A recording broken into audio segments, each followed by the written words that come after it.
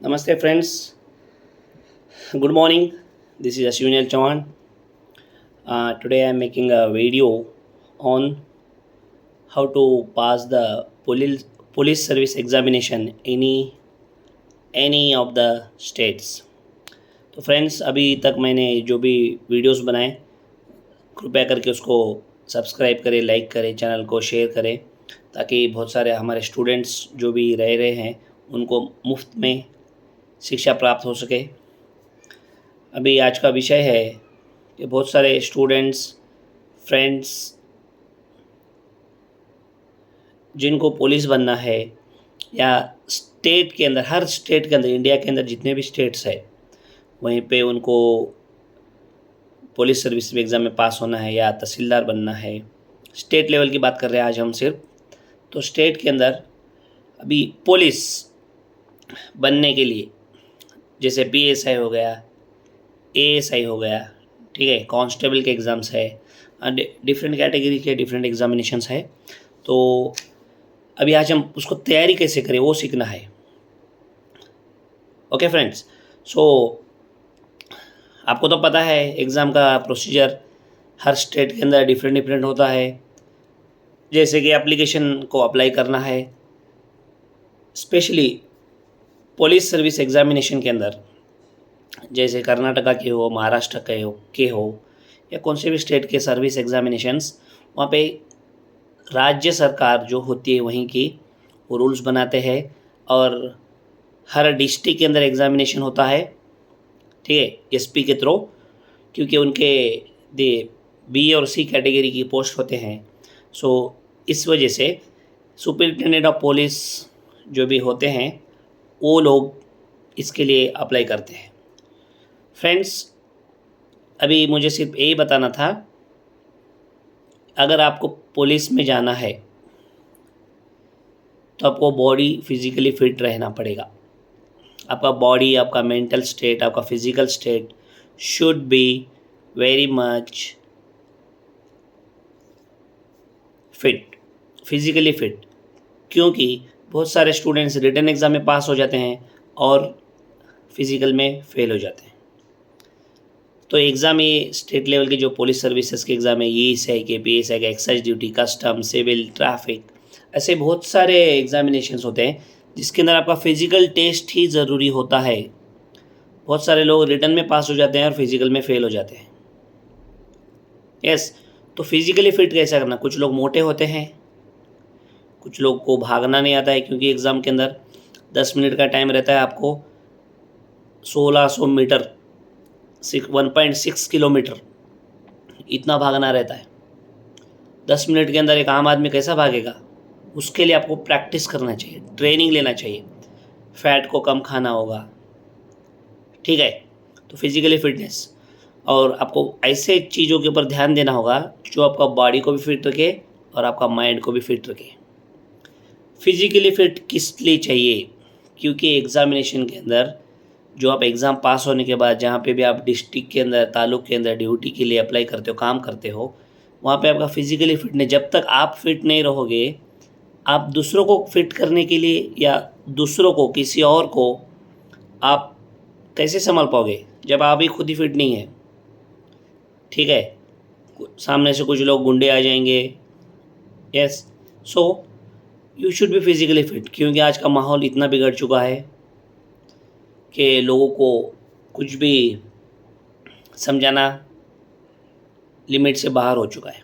तो friends, physically fit आपका proper height चाहिए, आपका चेस्ट का साइज चेक करेंगे, ठीक है।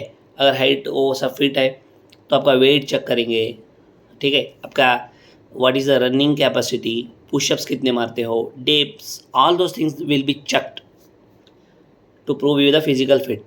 फिज़िकल फिटनेस एग्ज़ाम के अंदर, रिटर्न के अंदर आप पास हो जाओगे। फिज़िकल फिट में कैसा पास होगे? एग्ज़ाम तो ग्राउंड के ऊपर होगा, धूप होगी ऊपर से, आपको भागना पड़ेगा। Okay, right friends, so physical fitness is the must. और अभी मैं दूसरे एग्ज़ाम्स की तैयारी कर रहा हूँ, जो एग्ज़ाम अभी इसके अंदर होने वाले, I was just discussing first stage, that is physical fitness. कुछ एग्ज़ाम के अंदर फिटनेस फिज़िकल एग्ज़ाम के बाद होता है, रिटन एग्ज़ाम के बाद, कुछ के अंदर रिटन एग्ज़ाम से पहले होता है। ओके, अगर फिजिकल एग्ज़ाम पहले होगा तो उसके अंदर जो पास होंगे वो ही रिटन एग्ज़ाम लिखेंगे, जो रिटन में पास होंगे वो फाइनल एग्ज़ाम के लिए सर्विस के लिए सिलेक्शन कर दिया जाएगा।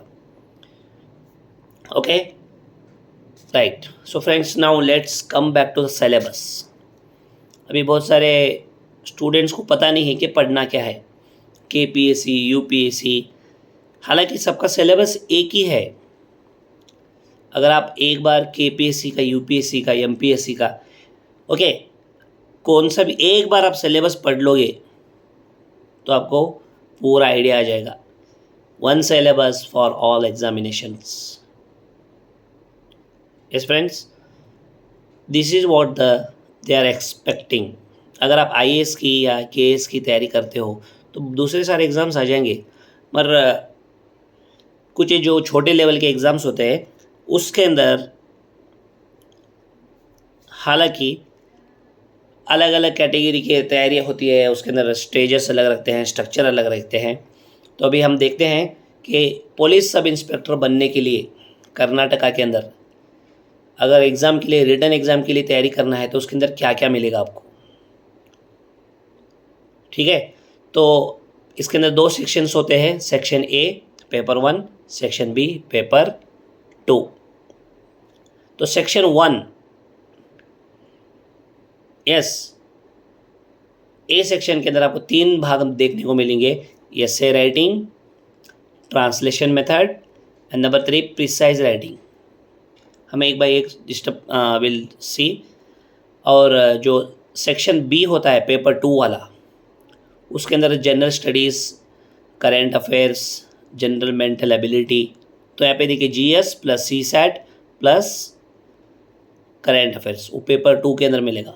पेपर 1 के अंदर essay writing, translation, precise writing. Essay writing आपको एक 100 मार्क का एक टॉपिक दे देंगे, उसके ऊपर आपको एसे लिखना है, 5-10 पेज लिखना है। तो वहाँ पे कितना लिखना इंपॉर्टेंट नहीं है, आप कैसा लिखोगे, क्या पॉइंट्स आप डालोगे, और वो कब मिलेगा, जब आप लोग पढ़ाई करोगे। जब आप लोग पढ़ाई करोगे तभी होगा। ओके, तो ऐसे तो सबको पता है कैसे लिखना है, बट जैसा आप लिखते हो सामने वालों को अट्रैक्ट भी करना है। तो उसके बाद ट्रांसलेशन मेथड, आपको कन्नड़ा में या हिंदी में एक पैरा दिया जाएगा, उसको आपको ट्रांसलेट करना है, इंग्लिश में करो या दूसरी भाषा में करना है। Yes friends, so this is a translation method. उसके बाद प्रीसाइज राइटिंग, आपको एक पैरा दे देंगे या एक ऐसे वाला उत्तर दे देंगे, उसको बोलेंगे कि 3 या 4 लाइन में या थोड़े इसमें आपको कन्वर्ट करो उसको। प्रीसाइज राइटिंग, उसको री राइट करना है। और उसके बाद अब ये हो गया पेपर ए का, जो सबको पास होना ही है। और जो पेपर 2 होता है उसके अंदर जीएस, जनरल स्टडीज़, उसके अंदर कौन से टॉपिक्स होता है, इंडियन हिस्ट्री और national freedom movement, constitution of India, the polity, world and Indian geography, Indian economy, general science and technology, international organisations जो भी इंटरनेशनल लेवल पे है, जैसे यूएनओ है, डब्ल्यूटीओ है। उसके बाद basic general knowledge, current affairs. Yes, हाँ, उसके बाद अभी आती है कर्नाटक। अगर जिस स्टेट के अंदर आप एग्ज़ाम लिख रहे हो, एग्जांपल महाराष्ट्र के अंदर एग्ज़ाम लिख रहे हो, तो वो स्टेट का आपको जनरल नॉलेज चाहिए कि हमारा स्टेट कैसा बना, कितने तालुक है, कितने डिस्ट्रिक्ट है, कौन कौन आज़ादी लड़ी और किसने, अभी आबादी क्या है, इकोनॉमिक स्टेटस क्या है, पॉलिटिकल स्टेटस क्या है, पूरा चेक करेंगे वो स्टेट का पर्टिकुलर। तो उसके रिलेटेड वो एग्ज़ाम के लिए आपको तैयारी करना पड़ेगा। Next, mental ability.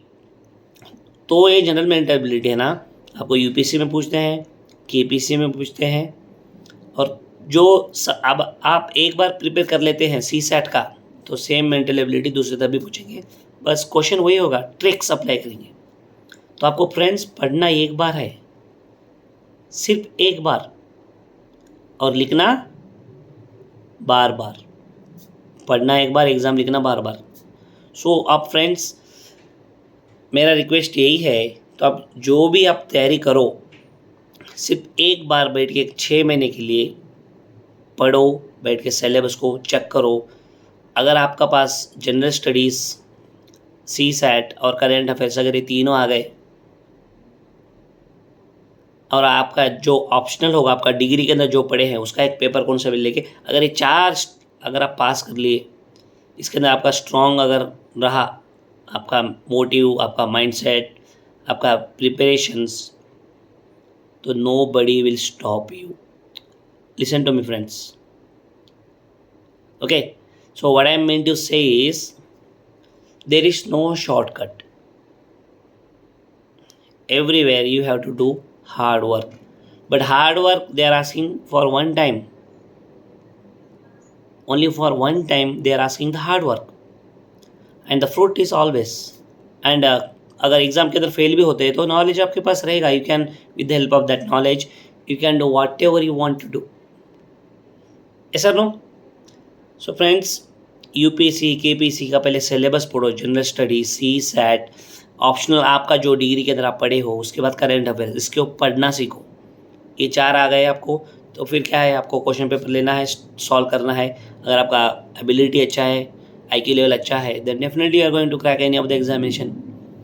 What I suggest is think for IAS, at least you will become KS. What I suggest is think for IPS, at least you will become PSI.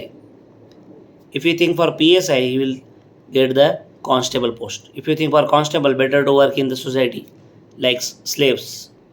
So think friends, what you want to do. It's your choice, your life, your decision. Okay friends, thank you. और मैं सभी से अनुरोध करता हूँ कि मेरे YouTube channel को सब्सक्राइब कीजिए, शेयर कीजिए, and send the link with everybody, those who are in need. I am started this channel UPC and KPC free guidance for everybody, so that everyone must take the help of this and they will achieve their dream. And through your dream, I am living my dream. Thank you friends. Thank you. Jai Hind. Jai Karnataka.